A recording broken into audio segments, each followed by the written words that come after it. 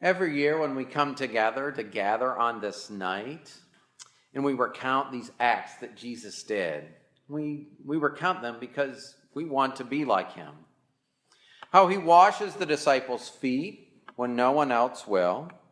How he blesses bread and wine to share with his friends. How he still shares a meal with the one who will betray him.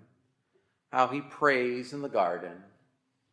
How he doesn't resist arrest. Jesus, on this most stressful of nights, gives us something to aspire to, or something that we feel like we want to aspire to.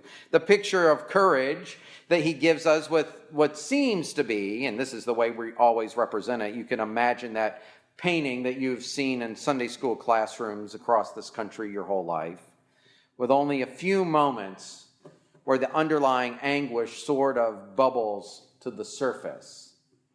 We imagine the rest of the time that Jesus is pure calm and in control the way that we all wish that we were pure, calm, and in control.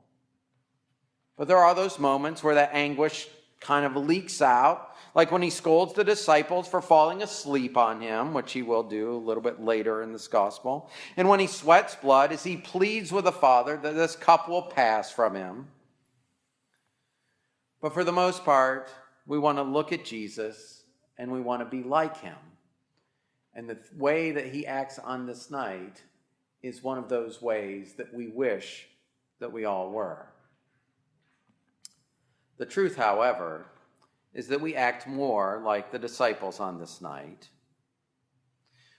arguing so much that they forget to take care of their foot washing in the house, looking suspiciously at one another when Jesus claims that someone will betray him.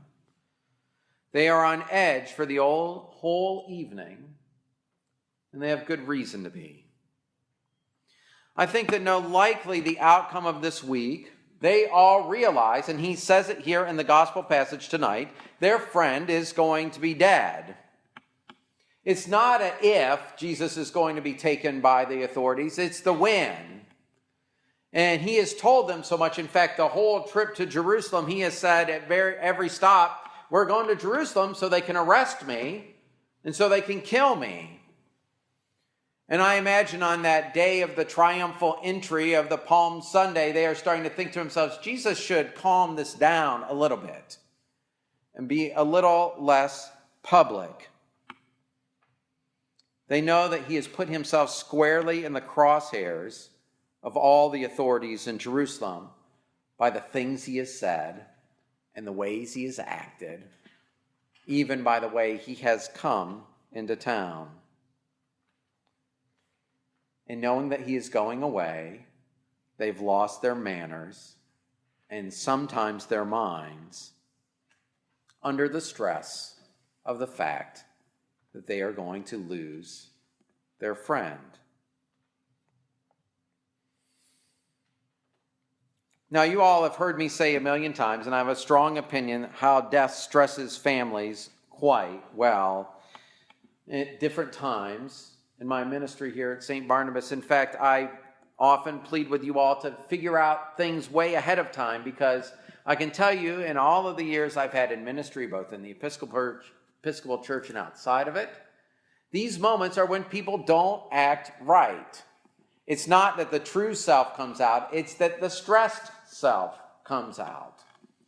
And I bet you if you were to ask many of my clergy colleagues, they would tell you that the worst behavior they've ever seen among children, among siblings, among spouses, is when they are acting in that moment when they have lost a loved member of their family. And that is the way the disciples are acting on this evening.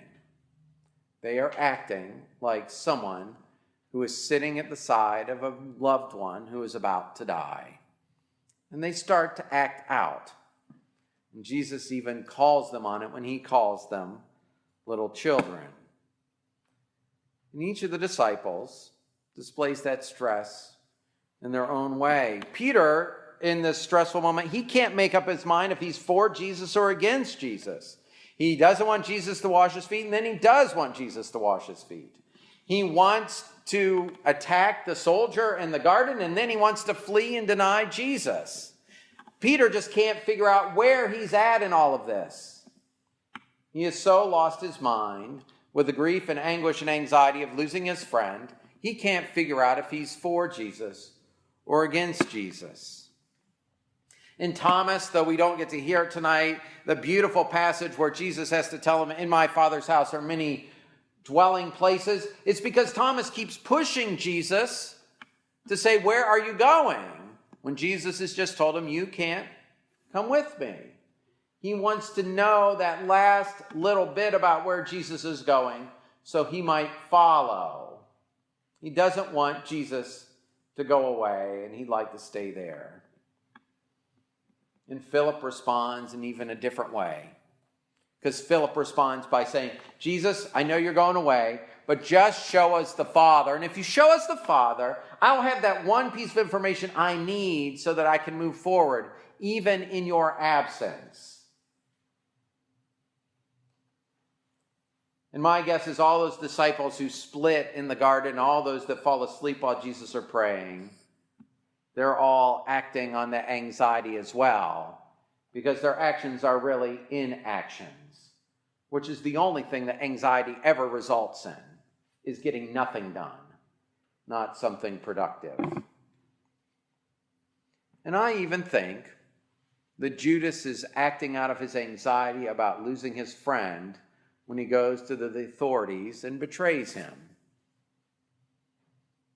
He's not going to let Jesus get out of this. He's going to force his hand.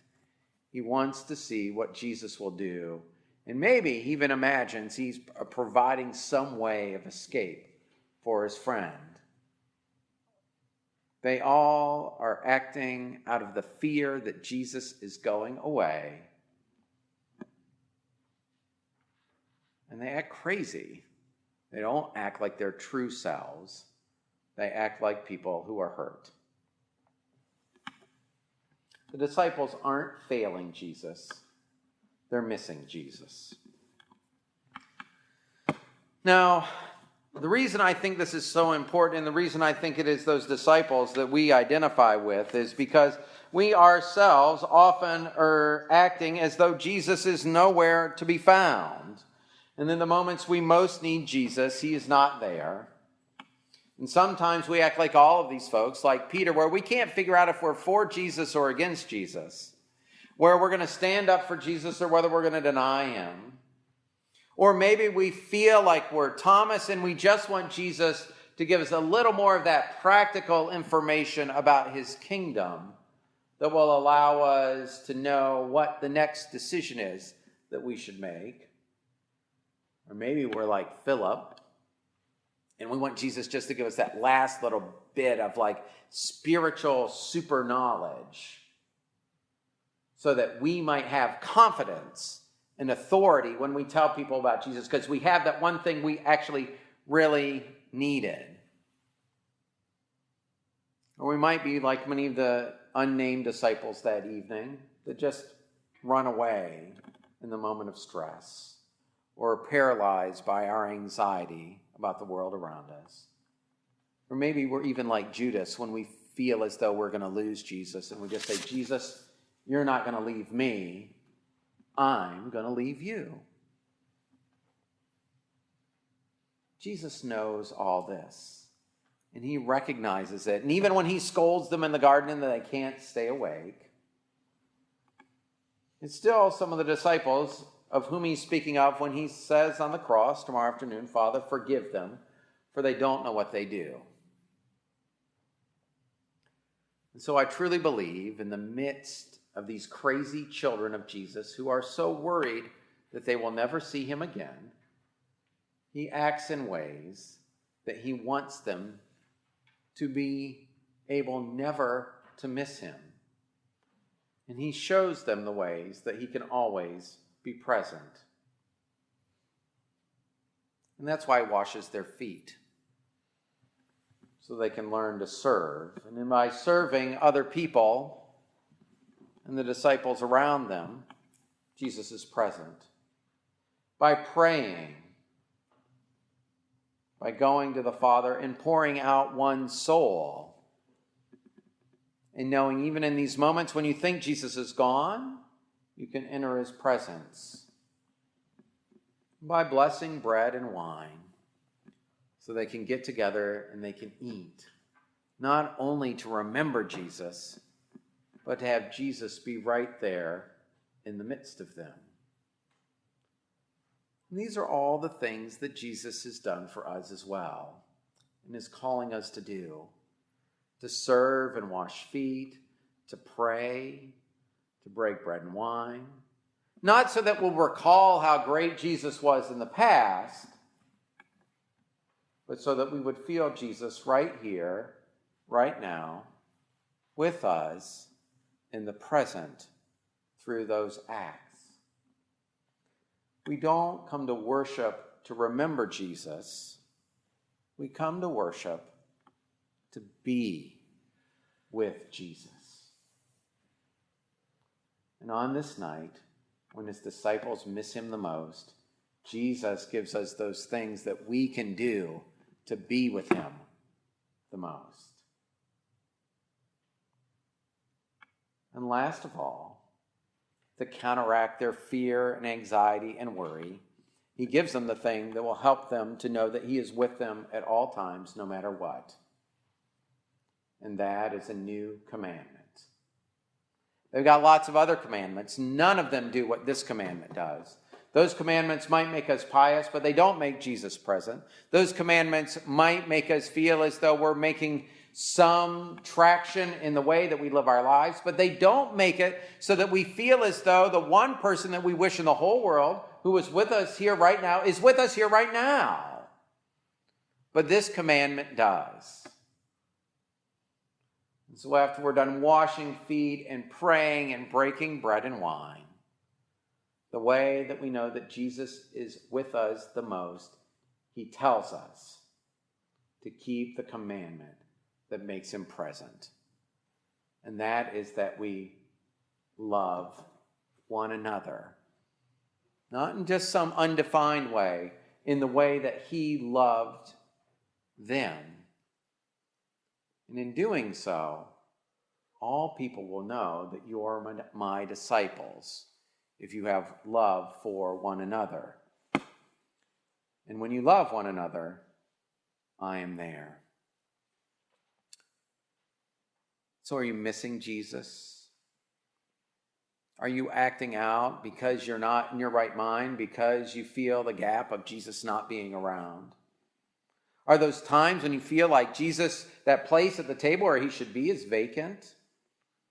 Well, if you are, bring him into that moment. Bring him into the present by serving and praying and eating. But most of all, by keeping the commandment of presence. Love one another. Not in some random way, but in the way that Christ loves us. Amen.